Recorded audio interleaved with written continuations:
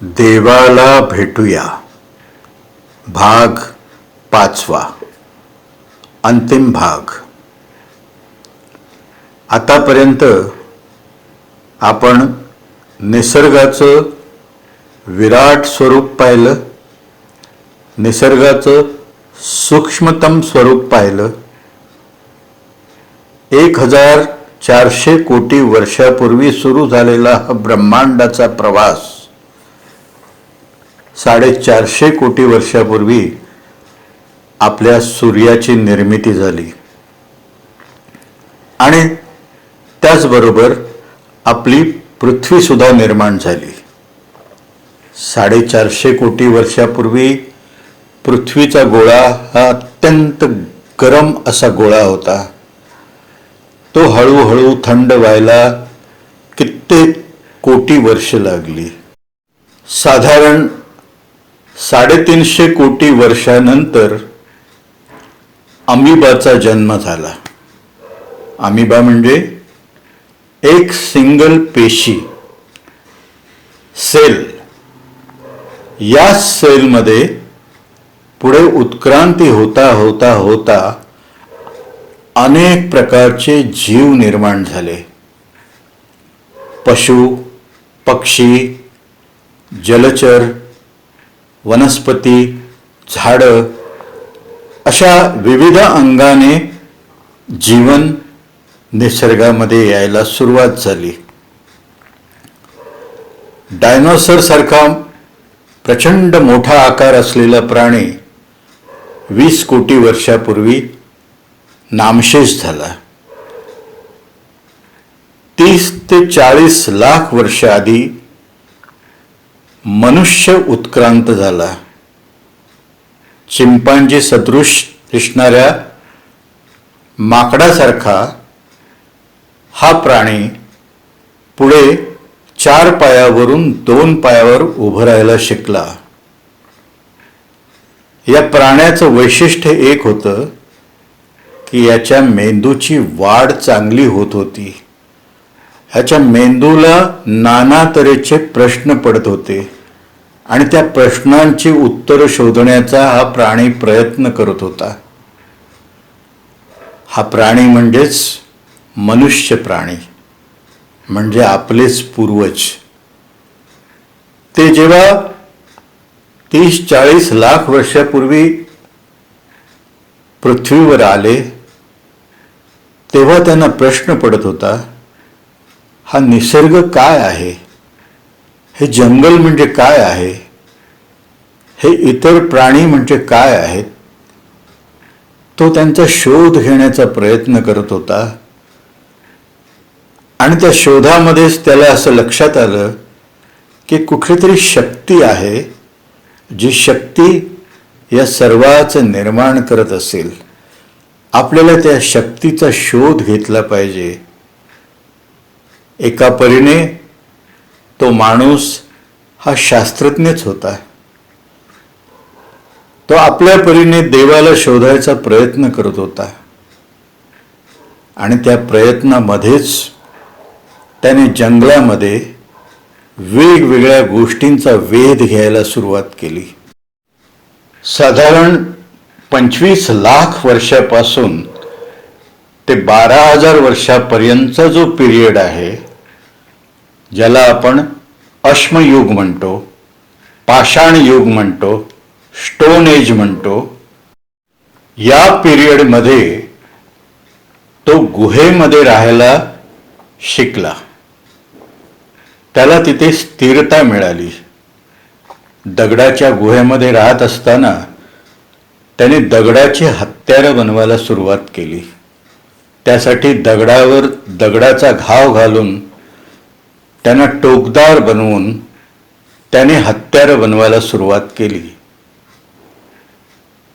या हत्यारं बनवत असतानाच त्याला साधारण 15 लाख वर्षापूर्वी दगडावर दगड घासत असताना आगीचा शोध लागला, अग्नीचा शोध लागला. 12,000 वर्षानंतर तो दगडाची घरं बांधायला शिकला. त्यावेळी जगाची लोकसंख्या 10 लाखाच्या आसपास होती. निसर्गाचा शोध घेत असताना त्यांनी शेती करायला सुरुवात केली. त्यांनी मातीला भाजून निरनिराळ्या वस्तू बनवायला सुरुवात केली. 7,000 वर्षापूर्वी तांब्याचा शोध लागला. 4,500 वर्षापूर्वी सोनं आणि चांदीचा शोध लागला. 4,000 वर्षापूर्वी ब्रॉन्झचा शोध लागला. 3,500 वर्षापूर्वी लोखंडाचा शोध लागला. 11,600 वर्षापूर्वी तुर्कीमध्ये उत्खननामध्ये एक वसाहत सापडली. वसाहतीच्या मध्यभागी गोलाकृतीमध्ये काही दगड ठेवलेले सापडले. त्या दगडांवर काही चिन्ह कोरली होती. काही प्राणी, पक्षी यांची चित्र होती. शास्त्रज्ञांच्या मते ते जगातलं पहिलं शक्तिस्थळ असावं. 7,000 वर्षापूर्वी जगाची लोकसंख्या 40 लाखावरती होती. 5,000 वर्षापूर्वी मोहनजोदरोच्या काळापर्यंत ती 1,40,00,000 होती. गंमत म्हणून सांगतो, आज मुंबईची लोकसंख्या 2 कोटीच्या वर आहे. दिल्लीची लोकसंख्या 3 कोटीच्या वर आहे. आणि 5,000 वर्षापूर्वी मोहनजोदरो, मेसोपोटामिया त्या काळामध्ये जगाची लोकसंख्या 1,40,00,000 होती. 3,500 वर्षापूर्वी लोखंडाचा शोध लागला. त्याच्यानंतरच आत्ता जे आपण धर्म पाहत आहोत त्या सर्व धर्मांची स्थापना व्हायला सुरुवात झाली. त्या काळात देवाचा शोध घेत असताना शास्त्रज्ञांना वेगवेगळ्या गोष्टींचा शोध लागत होता आणि या शोधाकडे लोकांचं लक्ष वेधून घ्यावं, लोकांनी त्याविषयी रस घ्यावा म्हणून त्यांनी अनेक काल्पनिक गोष्टी रचायला सुरुवात केली. या शास्त्रज्ञांनी आकाशाकडे लक्ष द्यावं, आकाशामध्ये जो सूर्य उगवतो, जो चंद्र उगवतो त्याच्या वेळा फिक्स केल्या. त्यांनी आकाशामध्ये वेगवेगळ्या ताऱ्यांकडे बघून वेगवेगळी नक्षत्र फिक्स केली. त्या नक्षत्रांना लक्षात ठेवण्यासाठी काही काल्पनिक गोष्टी रचून हे मृग नक्षत्र आहे, हा सप्तर्षी आहे, अशा मनोरंजनात्मक कथा सांगत लोकांचं आकाशाकडे वेध घेण्याचा प्रयत्न केला.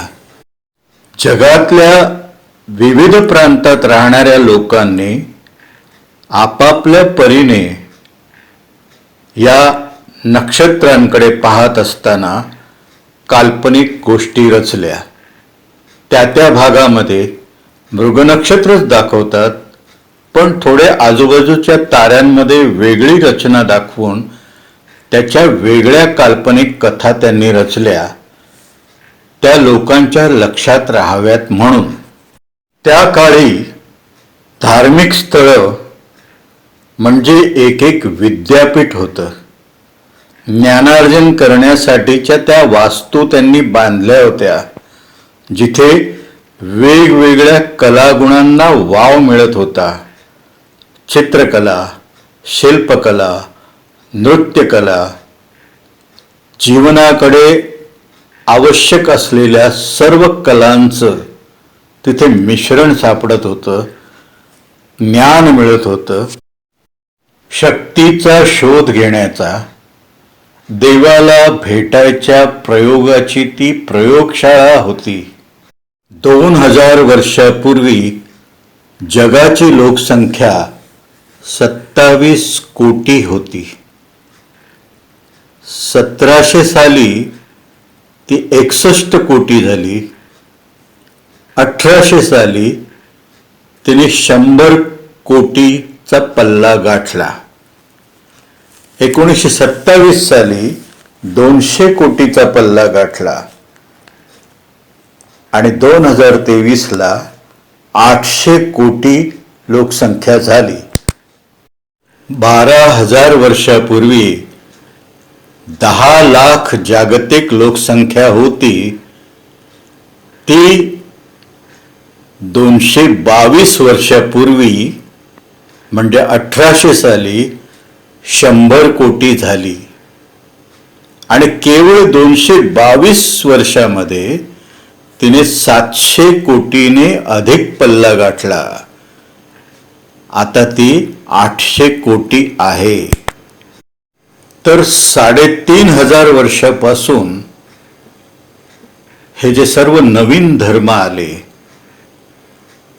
त्यांना या अफाट लोकसंख्या वाढीचा फायदा घेता आला.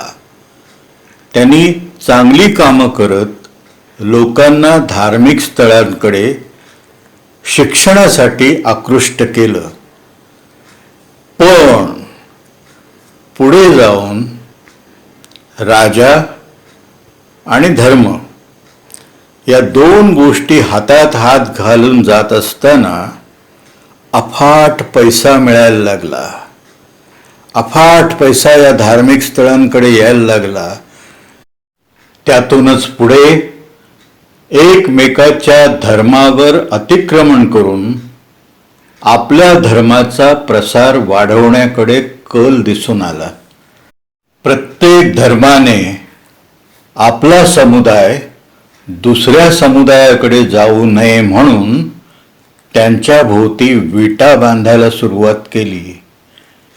या प्रत्येक धर्माने या विटा बांधत असताना एक एक विहिरी निर्माण केल्या. शास्त्रज्ञांचा जो हेतू होता त्याला हरताळपासून या काल्पनिक गोष्टी या सत्य आहेत आणि त्या काल्पनिक गोष्टी म्हणजेच देव आहे असं भासवून त्यांना बांधून ठेवलं.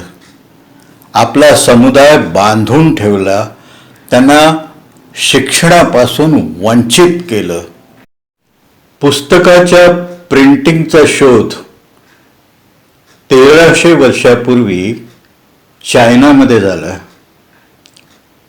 आणि 700 वर्षापूर्वी जर्मनीने ब्लॉक प्रिंटिंगला सुरुवात केली. देवाला भेटायचा जो प्रवास आहे तो 40 लाख वर्षापूर्वी सुरू झाला होता. वेगवेगळ्या शास्त्रज्ञांनी शक्तीचा वेध घेण्याचा प्रयत्न केला. त्या प्रयत्नामधूनच माणूस त्या शक्तीच्या जवळ जात राहिला आणि त्या शक्तीच्या जितका जवळ जात राहिला तितका त्याचा आनंद वाढत चालला होता. तितका तो सुखी जीवन जगत होता. पण कुठेतरी काहीतरी बिनसलं आणि माणूस विहिरीत राहायला लागला. त्या विहिरीच्या बाहेर काही आनंद आहे, सुख आहे याचा त्याला विसर पडायला लागला. निसर्गामध्ये प्रचंड प्रमाणात विविधता पसरलेली आहे. ती मोजता येणार नाही इतकी विविधता आहे. आपण मात्र चांगलं आणि वाईट या गोष्टीच्या दुष्टचक्रामध्ये पडतो. आपल्याला जे योग्य वाटत नाही ते वाईट आणि जे आपल्याला योग्य वाटतं ते चांगलं असं प्रत्येक जण ठरवत असतो. पण निसर्गाच्या मनात काही वेगळंच आहे. त्याने वाईट कधीही निर्माण केलेलं नाही. त्याने जे जे निर्माण केलं ते सुंदर आहे, चांगलं आहे, विविध प्रकारचं आहे आणि त्या विविधतेचा सन्मान करायला शिका. त्या विविधतेला हेट करू नका, त्याला वाईट म्हणू नका. आपल्याला जरी ते वाईट वाटलं तरी ते दुसऱ्यासाठी चांगलं असू शकतं. चला तर आता आपण त्या विहिरीतून बाहेर पडायचा प्रयत्न करू आणि देवाला भेटायच्या प्रयत्नामध्ये आपलाही हातभार लावूया. शिक्षणाची दारं उघडी ठेवा. देवाला भेटायचा जो प्रवास आहे तो आजही चालू आहे. अजून किती काळ लागेल याचं उत्तर येणारा काळच देईल. पण एक गोष्ट निश्चित, देव आपल्या जवळ येत आहे. आपण त्याच्या जवळ जात आहोत. तर देवाच्या भेटीचं हे आमंत्रण स्वीकारून शास्त्रज्ञांच्या हातात हात घालून आपण हा प्रवास करूया. थँक्यू.